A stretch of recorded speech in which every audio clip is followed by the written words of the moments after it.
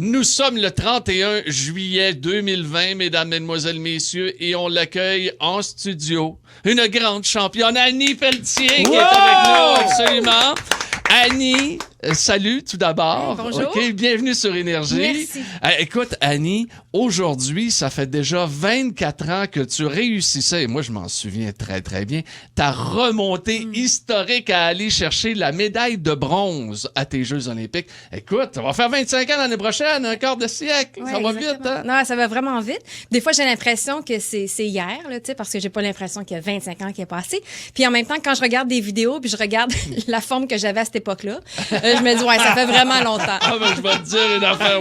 Mais moi, ce que je remarque, t'as toujours l'air en aussi bonne forme, en tout cas pour moi, mais je remarque, c'est la qualité des vidéos. Hein? Ouais. Tu regardes l'image, c'était Ouais, pas encore... gros grain. Gros grain, comme Gros on dit. grain. Gros grain, comme on dit, effectivement. Hey, Annie, t'es ici ce matin pour venir nous parler du défi 808 Bonneville. Exactement. 4e édition, donc on C'est l'a déjà annoncé. la 4e, ah 4e ouais. édition, Ah ouais. 18-19 septembre prochain à Mont-Tremblant. C'est un événement qui est présenté par Funplast et Lowe's Canada, puis c'est au profit de la Fondation de l'athlète d'excellence où je travaille depuis 15 ans cette année. 15 ans cette année. OK. Alors, je sais que M. Bonneville lui-même est très impliqué. Très. Écoute, c'est un intense. Oui. Mais là, cette année, comment vous allez procéder avec toute l'histoire de COVID qu'on connaît? Mais là? en fait, jusqu'à présent, nous, on est en lien avec la Fédération québécoise des sports cyclistes, Louis Barbeau, pour ne pas le nommer, qui, lui, est en lien avec la santé publique. Et jusqu'à présent, on a l'aval. Et évidemment, nous, on a une boucle de 404 km. Alors, quand on parle de distanciation sociale, je pense que sur 404 km, Ça devrait à bien 350 cyclistes, Ouais. on devrait pouvoir les faire partir à toutes les minutes ou 2 minutes.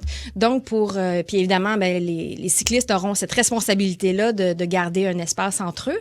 Mais jusqu'à présent, on est très positif. Ça va bien, l'organisation de tout ça. OK. La Fondation de l'athlète de l'excellence du Québec, dans laquelle tu travailles depuis 15 ans, qu'est-ce que c'est exactement? Ben en fait, nous, on accompagne financièrement avec des programmes de bourse, mais aussi avec tout ce qui est de l'après-carrière sportive. Alors, on offre des services d'accompagnement dès l'émergence de leur talent, pendant la carrière et après, pendant la transition de carrière et même sur le marché du travail, nos étudiants athlètes québécois. Ça fait 35 ans cette année que la Fondation existe et à la fin de l'année, on va avoir remis 1,5 million de dollars à 525 étudiants athlètes de partout au Québec.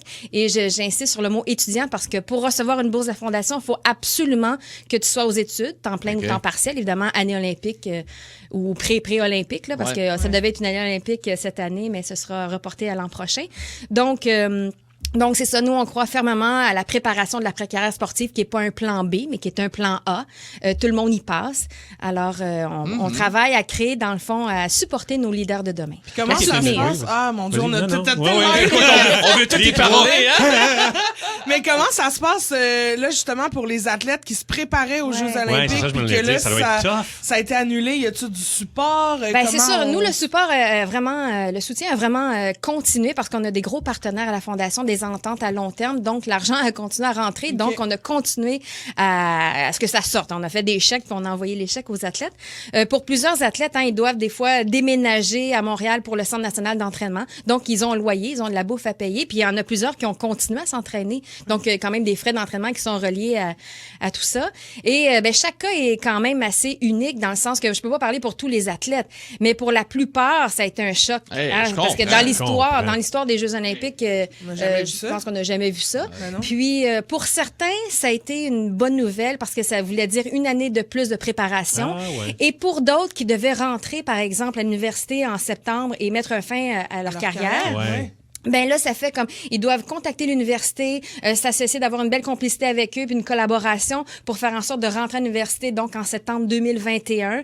Et tout est décalé, mais comme c'est tout le monde, c'est toute la planète. Ah, c'est tout le monde, là. Je pense que tout le monde est solidaire et tente du mieux qu'ils peuvent d'accommoder les Comment étudiants. t'aurais réagi si c'était arrivé pour toi à l'époque? Mais tu sais que moi, j'étais jeune, hein, j'avais 22 ans aux Jeux d'Atlanta. Donc, tu sais, pour moi, j'étais pas en fin de carrière. Là. OK. Même quand j'ai arrêté après Atlanta, les gens ils me demandaient, mais comment ça que tu arrêtes tout de suite? Pourquoi tu continues pas comme un autre cycle t'aurais pu. olympique? Ouais. Puis là, je leur dis, OK, suivez-moi pendant au moins juste 2 mois. Là. Faites le rythme de vie que j'ai. C'est dur, Puis si vous hein? êtes capable de toffer, je vais toffer juste pour vous 4 autres années.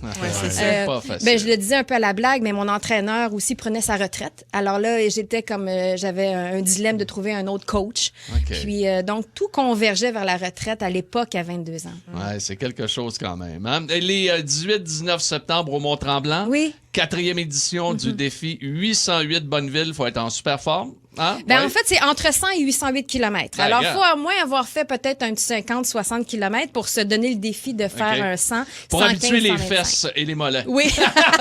Hey Annie, y a-tu une adresse qu'on peut vous rejoindre? Oui. Défi808bonneville.com, OK. tout simplement. Il y a plein d'informations, inscriptions dès maintenant. OK, parfait. Annie Pelletier, qui Merci. était notre invitée ce matin sur Énergie. Bravo Merci. pour tout. Merci, bravo. Merci beaucoup. Salut. Bye.